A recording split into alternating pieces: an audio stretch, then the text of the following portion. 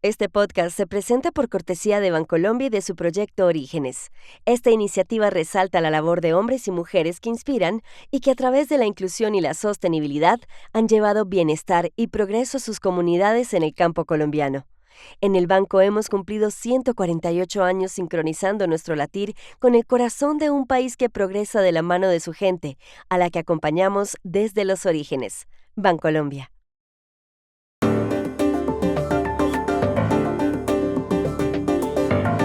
Tras la apertura de un proceso por corrupción contra su esposa, Begoña Gómez, el presidente del gobierno español, Pedro Sánchez, dijo ayer que el lunes dirá si sigue o no en el poder.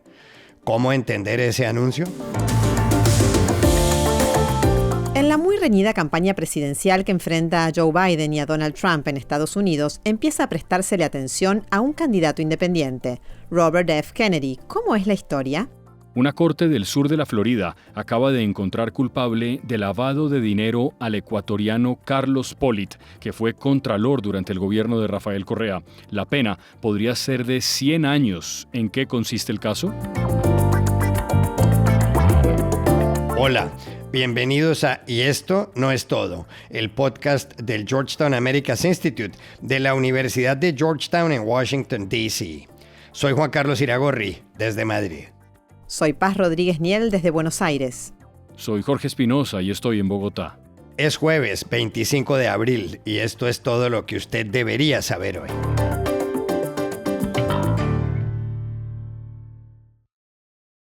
El presidente del gobierno español, el socialista Pedro Sánchez, publicó ayer por la tarde una carta en sus redes sociales que causó una sorpresa enorme. Dijo que, como consecuencia de las denuncias de corrupción contra su esposa, Begoña Gómez, cancela su agenda hasta el lunes. Sánchez añadió que ese día anunciará si sigue gobernando o no. Necesito parar y reflexionar, escribió. Me urge responderme si merece la pena, pese al fango en el que la derecha y la ultraderecha pretenden convertir la política, si debo continuar frente al gobierno o renunciar a este alto honor. La carta de Sánchez se produjo horas después de que un juzgado de Madrid abriera diligencias contra su esposa por tráfico de influencias y corrupción. Las denuncias han aparecido principalmente en el diario El Confidencial. En este podcast, su autor, José María Olmo, las explicó el 11 de abril. Las informaciones que hemos publicado sobre Begoña Gómez, la mujer del presidente del Gobierno de España, Pedro Sánchez, tienen que ver con dos escándalos. Por un lado, hemos descubierto que la mujer del presidente del gobierno se reunió en secreto con el consejero delegado de una aerolínea, Air Europa, que después de la pandemia fue rescatada por el gobierno de su marido, con 475 millones de euros. No solamente fue la empresa privada que más dinero recibió el gobierno, sino que además esa empresa firmó un contrato también privado y secreto con la mujer de Pedro Sánchez para que ella tuviera mayor proyección pública, laboral y profesional como directora de un instituto de estudios llamado Africa Center. El asunto más reciente tiene que ver con unas cartas de recomendación que Begoña Gómez firmó en julio de 2020 para apoyar a unas empresas privadas concretas en un concurso organizado también por el propio gobierno de su marido. Esas cartas apostaban claramente por la candidatura de estas empresas y sirvieron, o al menos contribuyeron, a que en la fase subjetiva de ese concurso esas empresas, a pesar de que no formularon la oferta más barata, acabarán llevándose las licitaciones. En total, estamos hablando de contratos por un valor de 10 millones de euros. En ninguno de estos casos ha habido explicaciones por parte del gobierno, ni por parte de Pedro Sánchez, ni tampoco de su mujer, Begoña Gómez. Y hasta ahora el Ejecutivo lo que ha tratado de sostener es que estas informaciones tienen que ver con intentos desesperados de la oposición por airear escándalos, pero es evidente que la conducta en ningún momento ha sido desmentida por los implicados. Al revés, la propia Begoña Gómez ha acabado confirmando la autenticidad de todas estas informaciones, en las que incluso aparece su firma, y yo creo que estas informaciones van más allá de lo ético, probablemente entran también en el campo de lo jurídico, porque demuestran un patrón, demuestran que la mujer del presidente del gobierno, de los 5 años que llevan en Moncloa viviendo, han estado utilizando una posición preeminente para mantener relaciones con empresas privadas que obviamente buscan un beneficio. El Instituto de Estudios Africanos, al que aludía José María Olmo, formó parte del Instituto de Empresa, o el IE University, y las dos compañías que mencionó respecto a las cartas de recomendaciones firmadas por Begoña Gómez son Barrabés y De Bali. En su carta de ayer, Sánchez afirmó que hay una operación de acoso y derribo por tierra, mar y aire para hacerlo desfallecer en lo político y en lo personal, atacando a su esposa. Alberto Núñez Feijóo, el jefe del opositor Partido Popular, el PP, que es conservador, habló anoche en Onda Cero. El presidente, el partido, su entorno, el gobierno, tiene un problema judicial y está intentando trasladar a los partidos políticos la responsabilidad de hacer una oposición, desde luego desde el Partido Popular, en mi opinión, absolutamente sensata, y intentando, insisto, primero, victimizarse de un contubernio de la oposición y de los medios de comunicación. Segundo, decir que esto es un problema político cuando es un problema judicial. Y tercero, polarizar. Pero, Juan Carlos, ¿cómo leer lo que está pasando con Pedro Sánchez y con su esposa, Begoña Gómez? Paz, la carta de Pedro Sánchez es muy inusual. En más de 30 años de periodismo, muchos de ellos en Estados Unidos, no he conocido nada semejante, ni allá ni en América Latina. Resulta singular, resulta raro, que un miércoles un presidente diga que el lunes va a anunciar si sigue gobernando o no. Ahora, aparte del comprensible y lamentable drama que atraviesa la familia implicada, produce inquietud que hace 4 años la esposa de Sánchez hubiera recibido aportes económicos de Air Europa para una actividad aparentemente académica y que poco después esa misma aerolínea hubiera recibido del gobierno de Sánchez casi 500 millones de euros para que se salvara de una crisis económica. Y todo con reuniones previas de la propia Begoña Gómez con directivos de Air Europa. Lo principal aquí es que se sepa la verdad, yo creo. Si ella no incurrió en actos indebidos, pues que sea declarada inocente. Si lo contrario, que sea declarada culpable. Pero esta extraña espera, entre tanto, de 5 días que Pedro Sánchez ha decretado para los españoles, lo hace a uno preguntarse si es que él sabe algo que no ha sido descubierto todavía.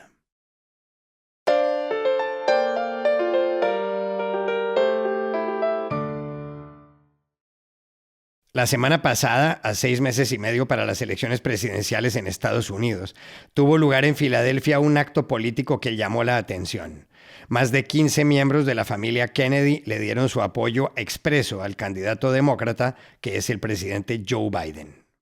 Lo llamativo del asunto es que varios de los presentes eran hermanos del actual candidato independiente Robert F. Kennedy y, por tanto, hijos del ex senador, ex fiscal y ex candidato presidencial Robert Kennedy, hermano del expresidente John F. Kennedy y asesinado en 1968 en Los Ángeles. En el acto en Filadelfia al que asistió Biden, Kerry Kennedy dijo lo siguiente con respecto al candidato republicano. Me imagino cómo los comportamientos escandalosos y las mentiras de Donald Trump habrían horrorizado a mi padre, el senador Robert F. Kennedy.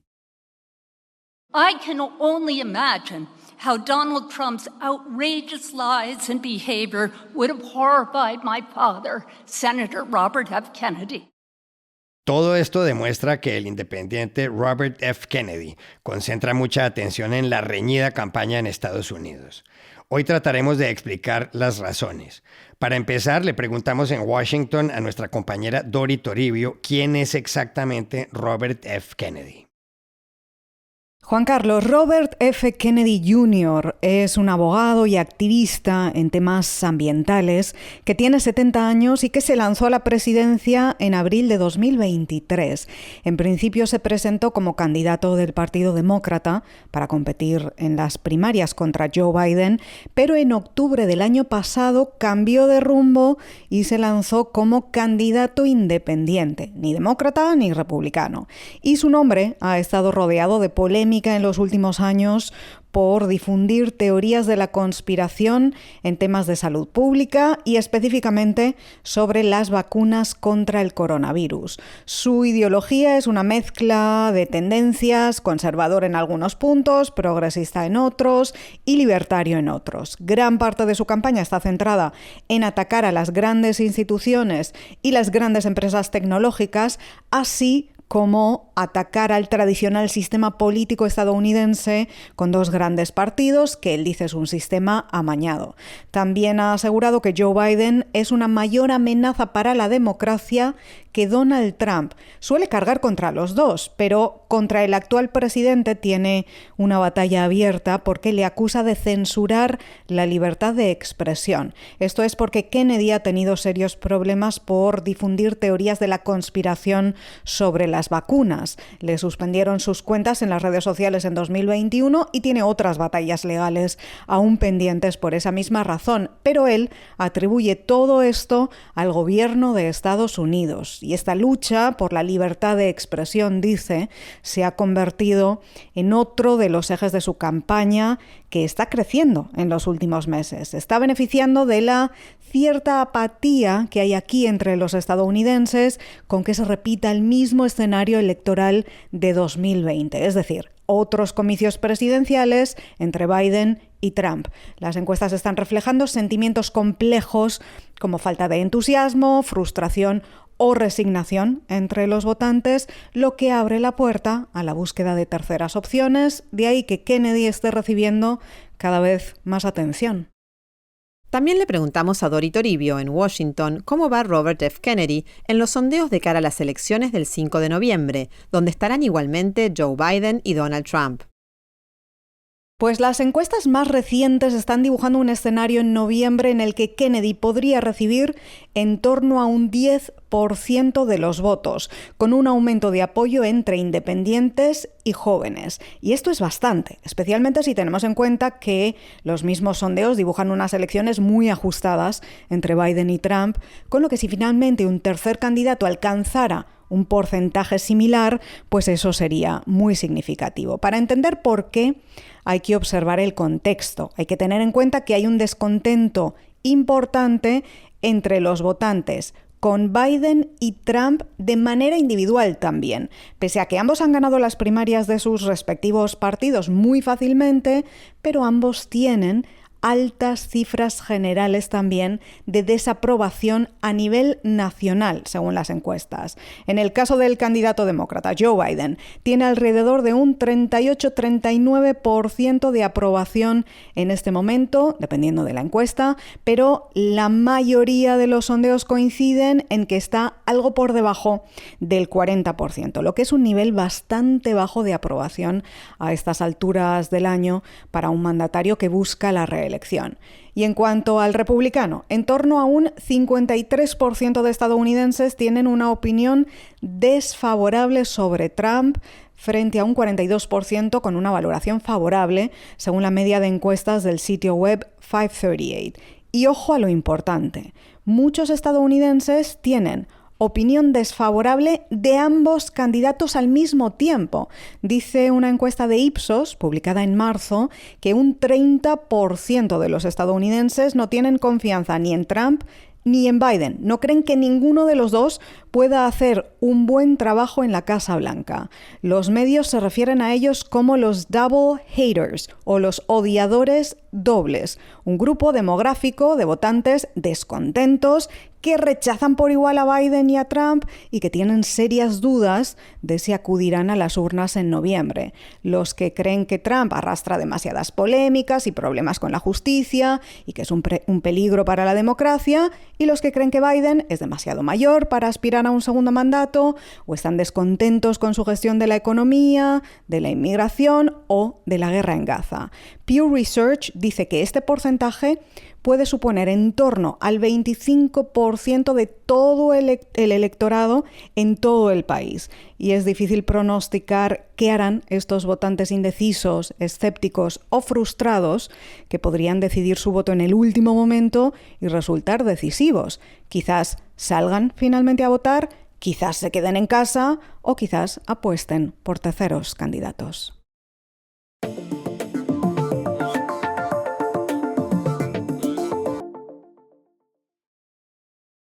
Este podcast se presenta por cortesía de Movistar Empresas, el aliado que está transformando negocios en Argentina, Chile, Colombia, Ecuador, Perú, Uruguay, México y Venezuela, brindando soluciones digitales que se ajustan a cada necesidad y potenciando sus operaciones con servicios en cloud, IoT, seguridad, conectividad, Big Data y Advertising. Y este podcast también se presenta con el patrocinio de Tecnoglass, el poder de la calidad. Tecnoglass es la compañía líder en la manufactura y comercialización de vidrios, ventanas y fachadas para el mercado de la construcción en Estados Unidos y el mundo. Para mayor información, visite nuestra página web www.tecnoglass.com. El martes por la tarde, una corte en Miami hizo un pronunciamiento que causó gran impacto en el Ecuador. Declaró culpable de 6 cargos criminales a Carlos Pollitt, que fue Contralor General en el gobierno de Rafael Correa, es decir, de 2007 a 2017. El fallo, que es susceptible de apelación, estuvo a cargo de la jueza Kathleen Williams, de la Corte del Distrito Sur de la Florida. Incluye imputaciones por lavado de activos y por transacciones derivadas de actividades ilícitas. La condena máxima podría ser de 100 años de cárcel. Pollitt tiene 74 años. Fue ministro y secretario general de la presidencia en el gobierno de Lucio Gutiérrez. Y cuando era ya Contralor General, en el de Correa, explicó con toda claridad cuál iba a ser uno de sus objetivos al servicio del Estado ecuatoriano. Que la labor de esta institución va a ser perseguir a los funcionarios, entidades privadas o públicas que quieren lucrar de los bienes o los recursos del Estado. Contra Carlos Pollitt hay una condena en firme en el Ecuador por el caso Odebrecht, pero él no recibió castigo alguno. En mayo de 2017 dijo que iba a Miami a unos exámenes médicos, a unos chequeos clínicos. No regresó. En Coral Gables tiene un edificio y otras propiedades. Para entender bien de qué ha encontrado culpable la justicia de la Florida a Carlos Pollitt y cuáles causas existen contra él en el Ecuador, llamamos ayer a Quito al periodista Juan Carlos Calderón, director de Plan B, un medio que ha seguido muy de cerca el caso.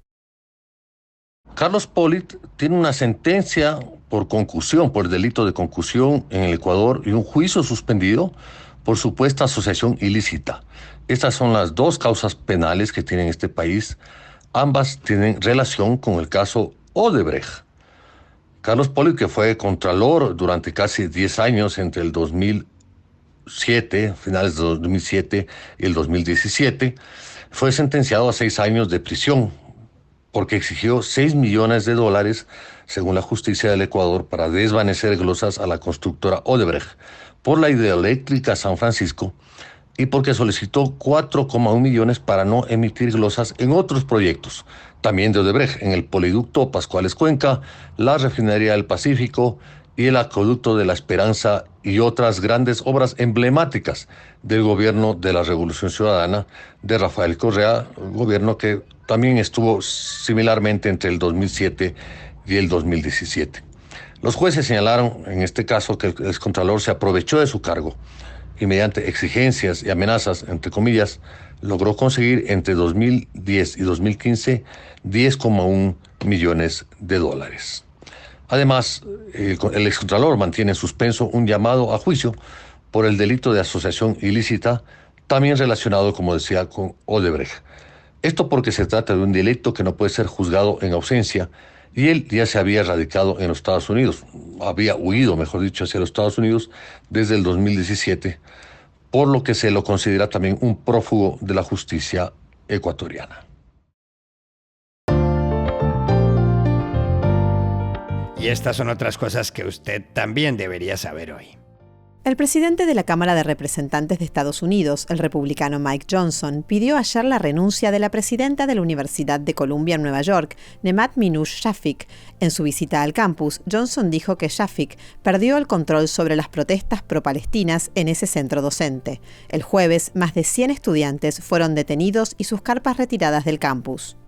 Joan Manuel Serrat fue galardonado ayer en Madrid con el premio Princesa de Asturias de las Artes. Serrat, nacido hace 80 años en Barcelona, se suma así a otros músicos como Bob Dylan y Paco de Lucía. Su carrera, incomparable, lo ha llevado por todo el mundo. Autor de canciones míticas como Mediterráneo y Penélope, Serrat ha musicalizado poemas como Para la Libertad de Miguel Hernández y Cantares de Antonio Machado. Y aquí termina el episodio de hoy de Y esto no es todo, donde siempre habrá más. En la producción estuvo John F. Burnett. Y pueden suscribirse a este podcast en nuestro sitio web, yestonoestodo.georgetown.edu, seguirnos en nuestras cuentas de X y de Instagram, @yestonoestodo, y buscarnos en nuestro canal de YouTube. Chao, hasta la próxima.